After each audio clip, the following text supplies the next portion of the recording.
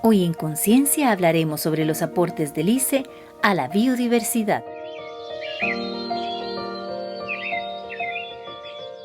Costa Rica es reconocida en el mundo por sus bosques, sus montañas y playas que ofrecen a sus visitantes hermosos paisajes con gran cantidad de flora y fauna.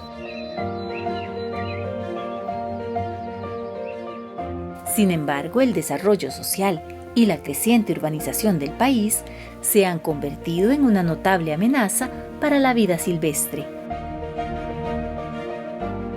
Cada año, cientos de animales son víctimas de accidentes por descargas eléctricas que pueden ocasionarles serios daños e incluso la muerte. Entonces, ¿qué acciones se han realizado para mitigar los daños provocados por las líneas de distribución eléctrica? Para conversar más sobre este tema, nos acompaña José Pablo Molina Rodríguez de la División de Distribución y Comercialización del ICE. José Pablo, bienvenido a Conciencia. Agradecemos muchísimo que usted haya venido desde el Monte de la Cruz a atender esta invitación de Conciencia. No, muchísimas gracias por la invitación y cuando gusten, aquí están las puertas abiertas. Y hablar de un tema el cual ya hemos tratado en programas anteriores, electrocución de animales silvestres. ¿Qué hace el ICE, José Pablo, para mitigar, idealmente prevenir las electrocuciones de animales silvestres en el territorio nacional? Ok, esto es un tema bastante complejo, ¿verdad? Las líneas de distribución están presentes porque la gente las solicita. Tenemos que abarcar distancias muy grandes para brindar el servicio eléctrico y bueno, siempre hay interacción de la fauna silvestre con las líneas eléctricas. Para empezar, siempre se toma en cuenta dentro del diseño. Dentro del marco del diseño se buscan las opciones que sean más adecuadas para las condiciones del sitio. No es lo mismo electrificar una zona rural que una zona urbana. No es lo mismo tampoco pasar por una carretera abierta que pasar frente a una zona protegida. Entonces siempre se toman medidas ambientales, ¿verdad? Como lo ves, cables semiaislados, dispositivos antiescalamiento de fauna, tenemos dispositivos electrostáticos. Aparte tenemos medidas complementarias, que nosotros le llamamos complementarias, como la instalación de pasos de fauna. Y bueno, siempre estamos bien anuentes de la zona. De todo eso que usted mencionó, ¿qué es lo que, de acuerdo a los registros, ha funcionado mejor? Lo mejor y la mejor medida que podemos aplicar siempre es alejar la vegetación de las líneas de distribución. Exactamente, que la rama no llegue al cableado. Exactamente, y no solamente por el tema de acceso de los animales a la red, sino que también el constante roce de las ramas a la línea eléctrica puede causar accidentes como un incendio, como dañar el cable, como una electrocución a otras personas. Entonces, que están abajo. ¿Tienen ustedes una política de trabajar en esa línea, de disminuir el contacto de la flora con el cableado? Correcto, existe siempre unos rangos que tienen que estar alejada la vegetación, ¿verdad? Para evitar los riesgos eléctricos de la línea eléctrica. Eso es, digamos, una operación constante que ustedes están... Es parte de las maniobras de mantenimiento de la red de distribución. ¿Y estos forros plásticos que he visto yo, que se han instalado, ha sido efectivo esto? ¿Ha funcionado? Claro, funcionan bastante, ¿verdad? La idea es que, bueno, la energía no viaja en un cable, ¿verdad? Como que si fuera el agua en una manguera, ¿verdad? Sino que se generan corrientes alrededor, entonces la electricidad viaja alrededor. Entonces existen ciertas zonas donde si un animal se acerca, no necesariamente que toque, sino que se puede generar el arco eléctrico y dañar el animal. Entonces los cables disminuyen eso, entonces ya a la hora de estar aislado, un mono, por ejemplo, se coloca en un poste que es un ambiente que está aterrizado a tierra, toca un cable que está aislado, entonces pasa de un ambiente no energizado a otro no energizado y se evita la electrocución. En cambio, si no existieran esos aislantes, ¿verdad? Entonces hay una corriente eléctrica aquí en el cable, si él está en un lugar donde pueda hacer tierra, puede generar ese arco eléctrico, ¿verdad? Y sufrir algún accidente. José Pablo, ¿qué tan serio es el problema a nivel nacional? ¿Qué tipo de registros llevan ustedes con respecto a electrocuciones? Ok, es bastante serio a nivel nacional.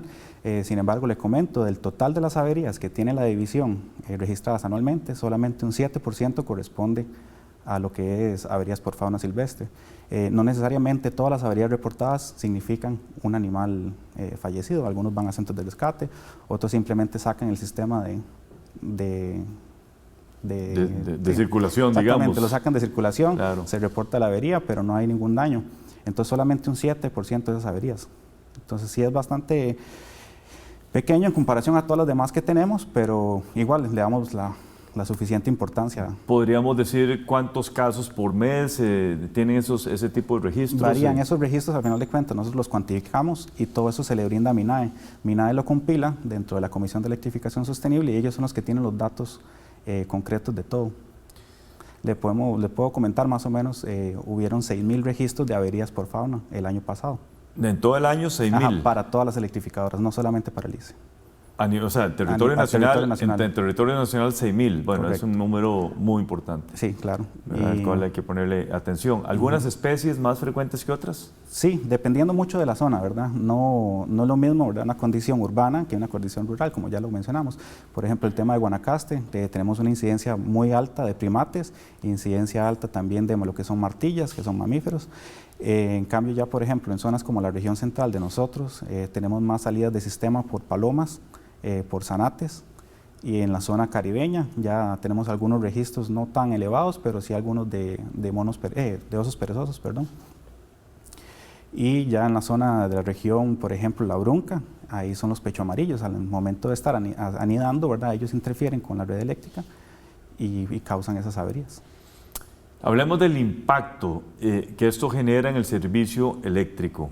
Yo tuve la oportunidad, bueno, usted sabe que yo trabajo en esta área, he estado involucrado en diferentes proyectos, pero tuve la oportunidad de experimentar un día que de vacaciones estaba en Tamarindo un problema de esa naturaleza.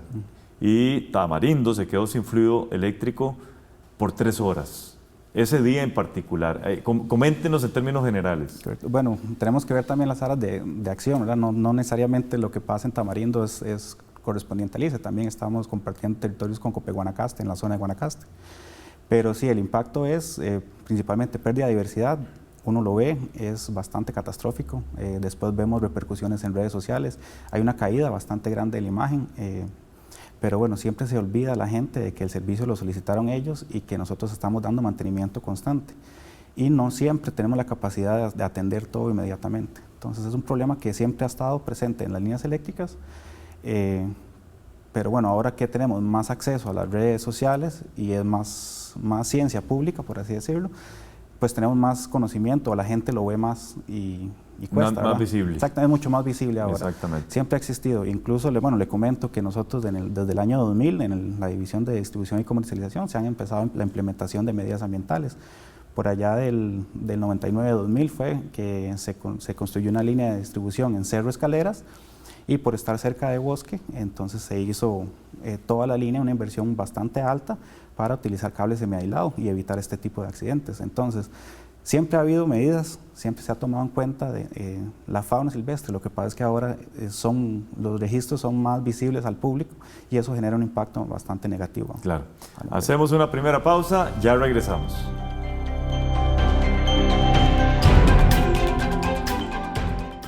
El Grupo ICE es pionero en el desarrollo, la innovación y la implementación de mecanismos para la protección de la fauna silvestre.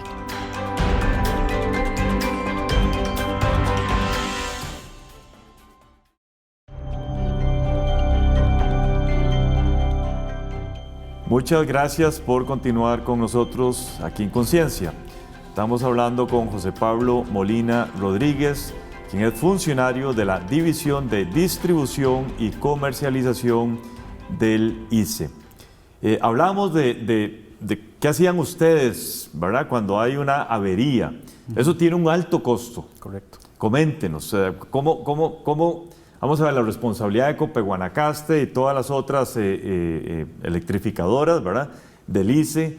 ¿Se ha cuantificado, digamos, con un animal cuánto cuesta? A ver si nos da alguna referencia, José Pablo, en ese sentido. Bueno, el dato específico es bastante complicado, ¿verdad? ¿Por qué? Porque tenemos circuitos de diferente categoría. Entonces, no es lo mismo un circuito que sirva a una zona franca que un circuito que sirva a una zona residencial donde hay 3, 4 casas pegadas al poste.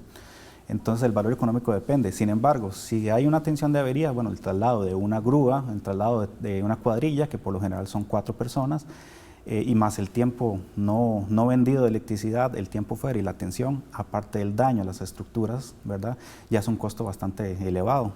Podríamos hablar, por ejemplo, solamente de cuadrilla pueden dar unos $1,000, $1,500 la hora. Entonces la atención a una avería es bastante elevada. falta, ¿verdad?, la sumatoria de todo lo demás. Si es un A circuito razón de importante. 6.000 por año, eso tiene un costo enorme. Sí, recordemos, ¿verdad? 6.000 son para todo el país y para las 8 electrificadoras. Hay unas que tienen mayor incidencia y otras menor incidencia. En el caso del ICE, ¿verdad?, hay que recordar que cuenta con 23.000 kilómetros de línea de distribución eléctrica, o sea, es bastante en comparación a las demás. Entonces sí tiene sus costos asociados. Por eso es que nosotros tratamos de ver esto. Eso directamente con la electrificadora, pero los costos asociados, por ejemplo, lo que comenté de 3 horas Tamarindo sin electricidad, exacto, es o sea, difícil de cuantificar. Claro, es súper difícil de cuantificar. Y también tenemos que tomar en cuenta que si, bueno, en un caso, por ejemplo, en ese que un primate tocó la línea, sacó el sistema, pero usted está teniendo una avería por otro tipo de... Entonces, bueno, mandar otra cuadrilla, entonces a la vez está perdiendo bastante plata. Es un tema bastante complicado, ¿verdad? El tema de recursos económicos. Usted tocó el tema de las redes sociales. Yo quiero preguntarle qué tan serio toman ustedes los comentarios que se hacen en las redes sociales, si tienen un equipo atendiendo ese tipo de comentarios, y esto tiene un alto impacto en el turismo.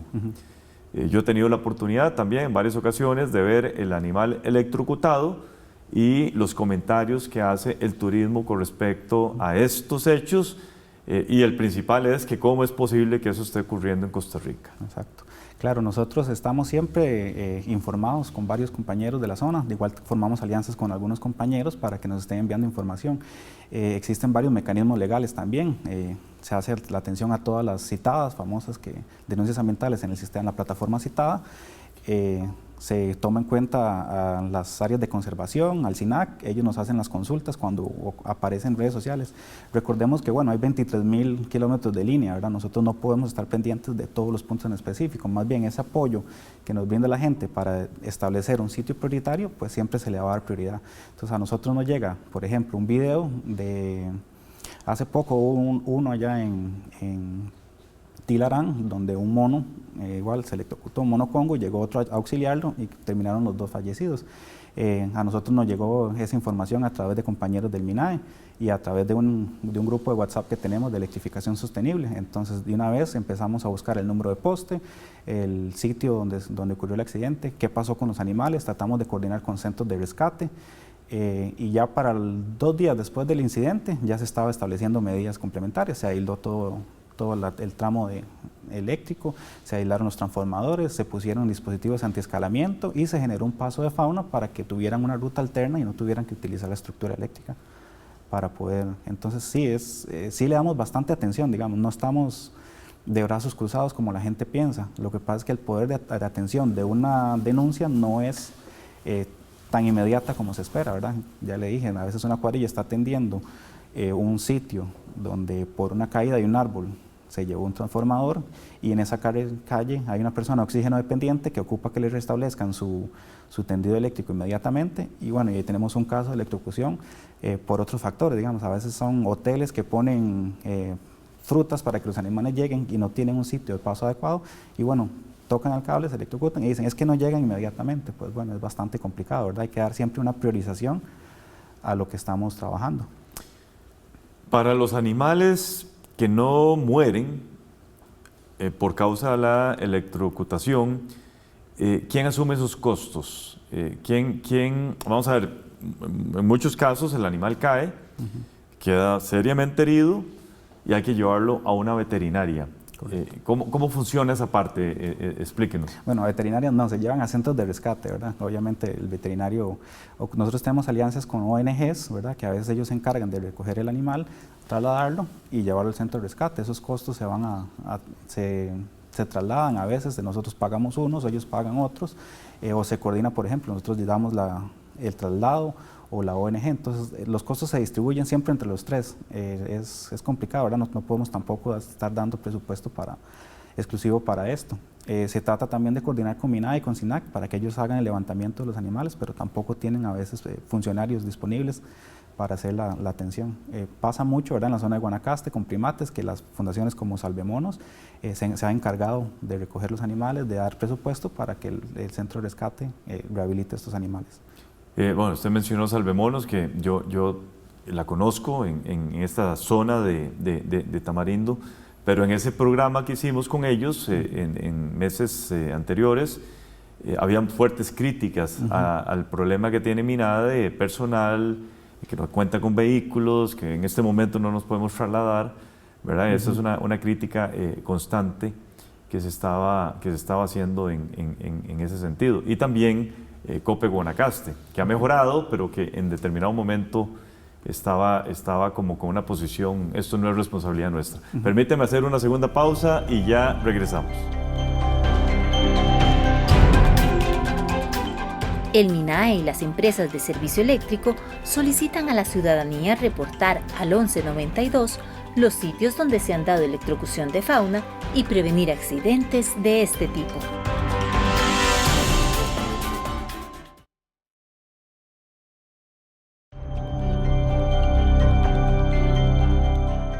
Estamos conversando con José Pablo Molina Rodríguez, funcionario de la División de Distribución y Comercialización del ICE.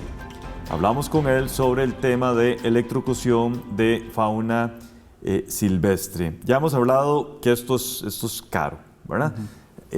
Los aportes del ICE en esta guía de electrocución y MINAE. A ver si nos comenta. Tiene un nombre que yo estoy seguro que usted lo va a compartir.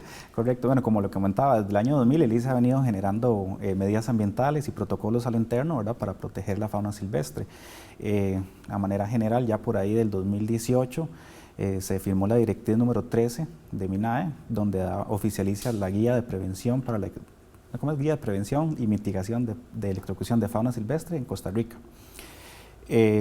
Ahí nosotros aportamos varios de nuestros protocolos, varias de nuestras medidas y trabajamos en el equipo de trabajo de la Comisión de Electrificación Sostenible como miembros activos para buscar soluciones y para el análisis de los datos, para el análisis de zonas prioritarias, para buscar nuevas medidas, nuevas alternativas y también buscar alianzas estratégicas, ¿verdad?, con la gente en las zonas para ir reduciendo o mitigando este problema.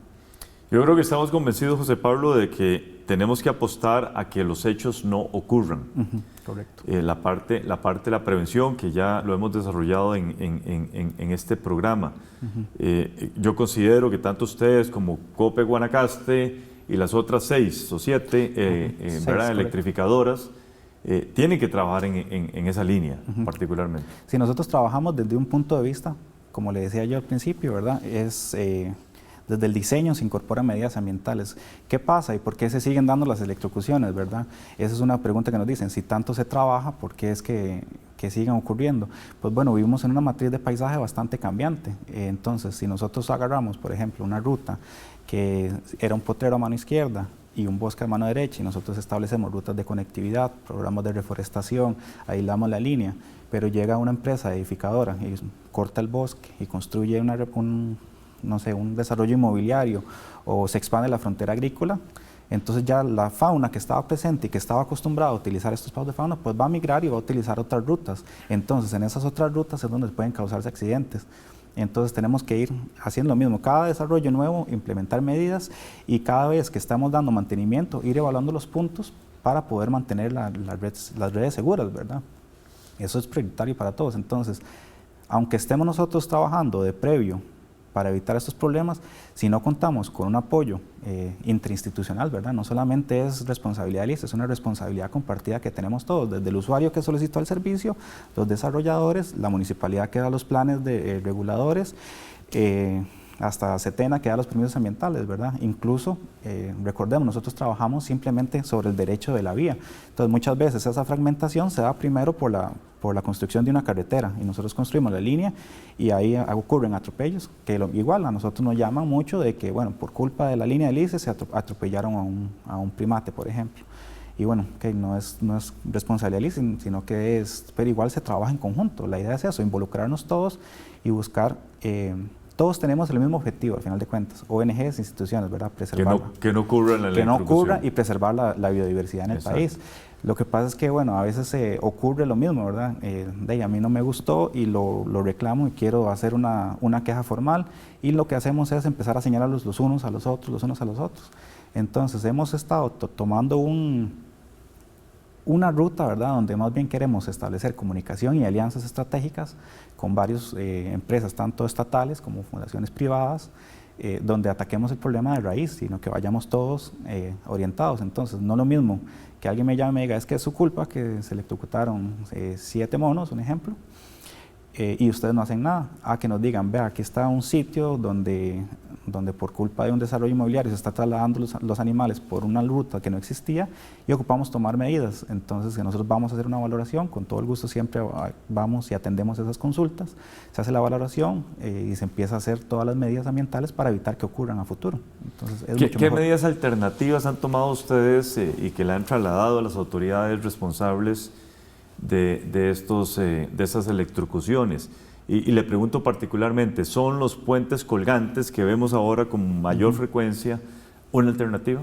No, o sea, al final de cuentas, como le mencionaba, un puente colgante para nosotros es una medida complementaria, ¿verdad? ¿Qué es lo que nos indica un puente?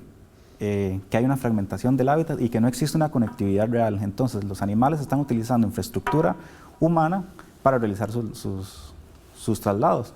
Entonces, ¿qué estamos haciendo? Solucionando un problema de conectividad, no es un problema solamente de electrocución. Para el tema de electrocución, ya lo dijimos, lo principal sería mantener de ese derecho de vía de las líneas eléctricas, mantener la vegetación alejada para que no se acceda y establecer esas conectividades, ojalá natural, en rutas para que los animales utilicen esas líneas, digamos. Sí, nos queda ya un minuto. José Pablo, ¿qué otros temas ambientales se desarrollan en el ICE? Bueno, y como nosotros somos parte de la electrificación general, digamos, de luz, tenemos tenemos proyectos como lo es cambio de luminarias en zonas costeras para sitios de anidación de tortugas. También se están haciendo análisis de luminarias que sean un poco más amigables, ¿verdad?, para poblaciones de insectos en zonas un poco más alejadas del Valle Central. Y otro también es el manejo adecuado de los residuos, ¿verdad? También hay, por ejemplo, aisladores de cerámica que no tienen un fin final o un desecho adecuado, entonces se están utilizando y se están desarrollando en este momento arrecifes artificiales y se están colocando para poder utilizar esa materia que no es valorizable para nosotros ni se puede desechar de manera concreta y generar un ambiente o un ecosistema artificial que le sirva a comunidades de peces en este caso. Qué interesante. Muchísimas gracias, José Pablo. Con mucho gusto. Agradecemos mucho y un cordial saludo para toda la división. Muchas gracias. Gracias a todas y todos ustedes. Continúen, por favor, con la programación de Canal 15 UCR. Hola, les doy la bienvenida a Conceptos. Soy Catalina Lao y voy a definir y poner en contexto algunas de las palabras que se dijeron en el programa. Por ejemplo, lo que se dijo aquí. Cables semiaislados, dispositivos antiescalamiento de fauna, tenemos dispositivos electrostáticos, aparte tenemos medidas complementarias que nosotros... Bien, electrostática se refiere a la electricidad estática o que no se mueve en una corriente, sino que es atraída a la superficie por otros objetos. Ciertos cuerpos al tener carga eléctrica provocan reacciones de rechazo y atracción, generando así los llamados fenómenos electrostáticos. Como señala el investigador, no se puede evitar la interacción de la fauna silvestre con las líneas eléctricas. Por ello, el ICE busca implementar medidas que contribuyan a mitigar el impacto de estos accidentes. También voy a definir la siguiente palabra. Donde por culpa de un desarrollo inmobiliario se está trasladando los animales por una ruta que no existía y ocupamos tomar medidas. Alud se refiere a una gran cantidad de personas, animales o cosas que aparecen o se producen de forma impetuosa. En este caso, el invitado se refiere a la gran cantidad de fauna silvestre que se ve obligada a desplazarse por lugares peligrosos, lo que representa un riesgo para la seguridad de estas especies. Esto fue Conceptos. Los invito a acompañarnos en cada programa de conciencia. Recuerde que puede ver este y otros programas en nuestro canal de YouTube y seguirnos en nuestra página de Facebook. Hasta la próxima.